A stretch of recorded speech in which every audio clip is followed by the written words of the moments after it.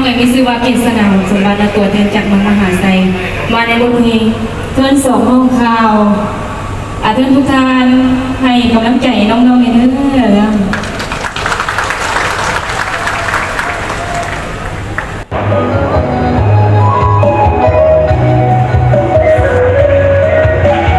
ขอเสียงตบมือนักห้องจากเมืองมหาไซ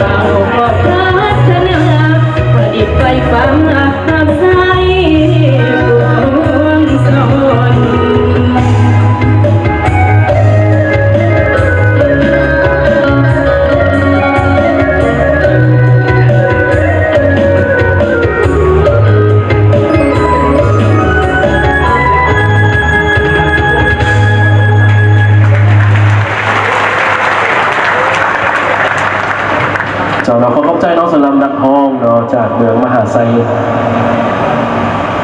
แล้วก็ต่อไปเนาะข้าพเจ้าขอเรียนเชิญนักห้องผู้ต่อไปเนาะตัวแทนจากยมราช สวัสดีประธานข้าพเจ้าชื่อว่าเอกพันธ์ไสวงศาเด้อเนาะเป็นตัวแทนจากทางเมืองยมราชเนาะจะมาประกวดในผลงานเพลงชื่อเพลงว่าความปลอดภัยทางน้ำเนาะประธานเสียงข้าพเจ้าเนี่ยเด้อ เอาพร้อมแล้ว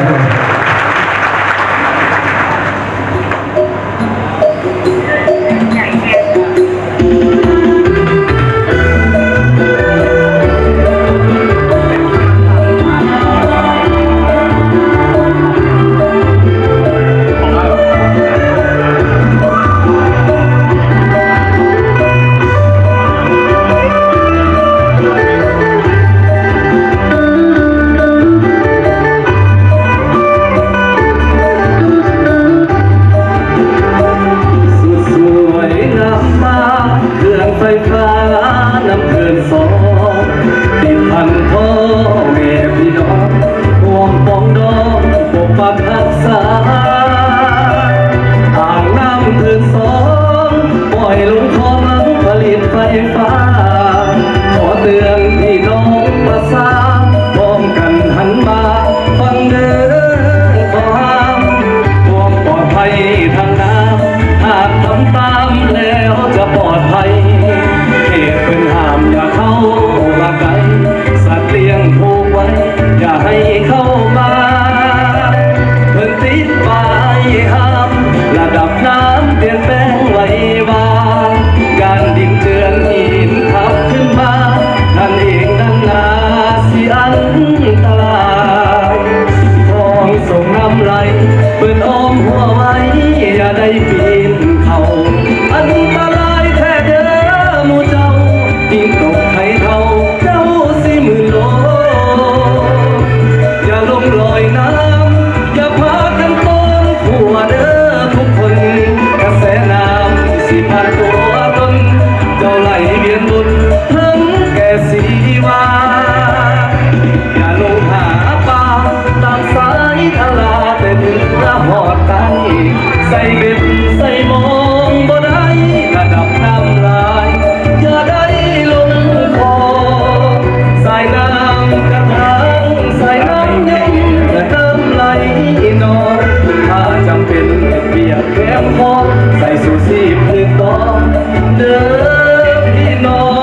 งจึงปลอดภัย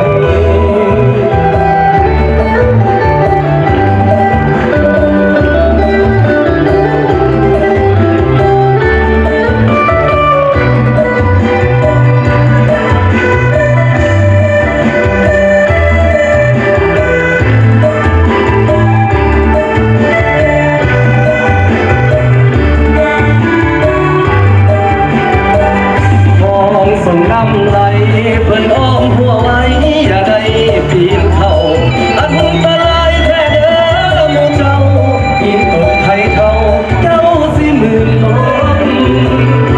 อย่าลงลอยน้ำอย่าพากันต้นขัวเด้อทุกคน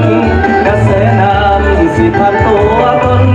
เจ้าไหลเวียนบนทั้งแต่สีฟ้าอย่าลงหาปลา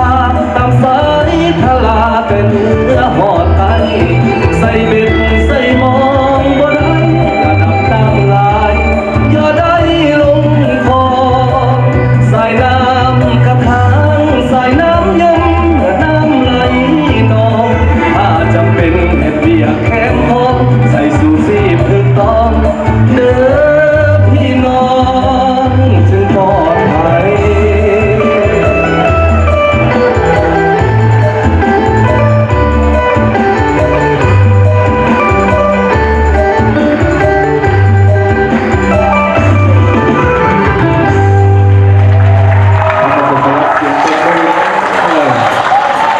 เจ้าหนึ่งมาดนตรีเพลงต่อไปสิประมาณนี้เนาะขอบใจตัวแทนจากเมืองโยมราชเนาะและอีกเพลง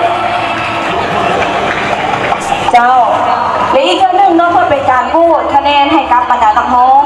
ของพวกเราเนาะที่ขึ้นไปก่อนหน้านั้นท่านสามารถสแกนผ่านทาง QR code ที่พวกเรา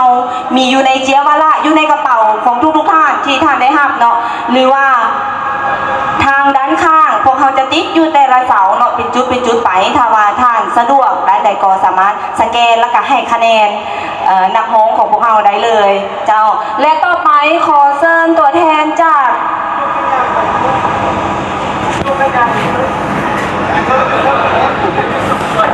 เจ้านี่แม่น QR code สแกนการโหวตการให้คะแนนเนาะสำหรับนักฮ้องของพวกเราเจ้าแล้วต่อไปขอเชิญตัวแทนนักฮ้องจากเมืองนากายเจ้าขึ้นเทิงเวทีเลย นอกจากด้านจอเนาะพวกเขาจะมีติดตามเสาเนาะมี QR code ทุกท่านสามารถสแกน QR code ที่อยู่ใกล้ทานได้ สบายดีบรรดาทานเราข้าพเจ้าซื้อเป็นส่วนบรรดาจักรตัวแทนของเมืองนากายจงมาประกวดร้องเพลงในผลงานเพลงที่มีชื่อว่าต้องปลอดภัยทางน้ำข้าพเจ้าขอให้ใจให้เชียร์ในเด้อจะได้เป็นมาประกวดร้องเพลงในผลงานเพลงที่มีชื่อว่าต้องปลอดภัยทางน้ำขอให้ใจให้เชียร์เด้อ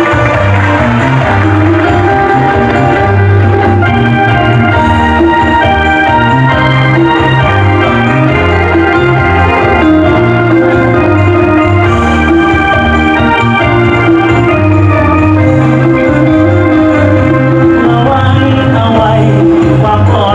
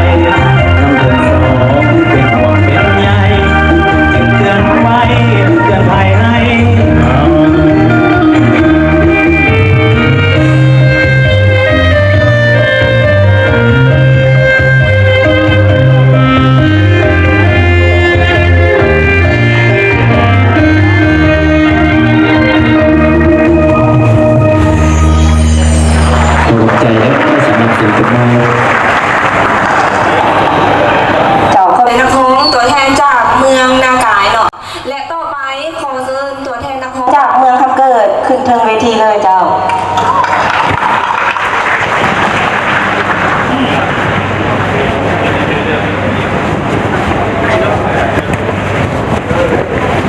สุขสบายดีคุณท่านข้าพเจ้าชื่อว่าท้าววันสุขสัญญาบุญโฮมมาจากบ้านน้ำเดินเมืองคำเกิดแขวงบุรีคำไซวันนี้สิมาประกวดผลงานเพลงที่มีชื่อว่าความปลอดภัยทางน้ำซึ่งแต่งโดยทั้งอาจารย์อ้อนใสบ้านทงเสนเนาะเป็นจังใดขอเชิญทุกท่านติดตามรับชมเลยครับฟังและกระเสื้อเป็นกำลังใจให้แก่วันสุขในเด้อเจ้า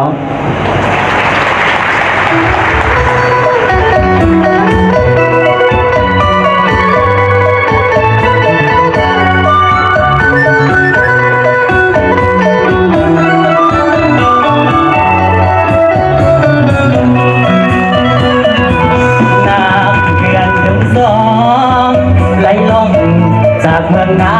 ไกลส่งน้ำฝนไหลเงินระบายปล่อยน้ำลงมาตามท้องส่งน้ำห่วงน้ำที่น้องภาษายานลงเล่นน้ำหาปลาตามสายนารากระทางน้ำเดินเพิ่นเอาใจใส่เตือนภัยและเฝ้าระวังปล่อยน้ำทุกครั้งระวังยานบ่ปลอดภัยงัวควายสัตว์เลี้ยงเก็บเสียงห้ามเอาเข้าไปยมมาลาลงมาหาใส่เพิ่นเตือนบอกไว้ขอให้ระวังส่งน้ำเขตบางสังแก้วเมืองยองน้ำไหลสะสมไหลลงโฮมขอบเขตป้องกันเกี่ยวพันกับการผลิตไฟไปน้ำไว้เตือนภัยให้หูดวงทางปลอดภัยทางน้ำต้องจำคติขึ้นใจมีกิจกรรมอันใดต้องใส่เสื้อสูสีก่อนนายานจมตกน้ำเพื่อลมที่สายทาลาปลอดภัยเอาไว้ก่อนนาค่อยไปค่อยมาแต่เดินที่นอน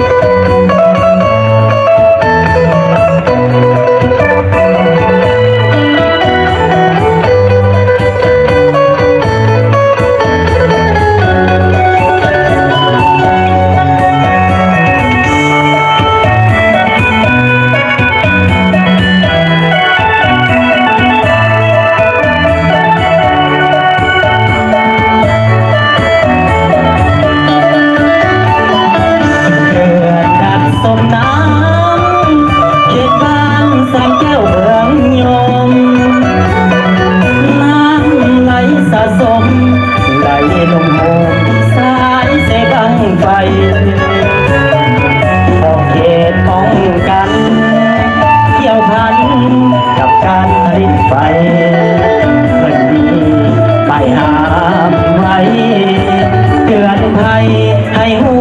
ทวงทำปลอดภัยทางน้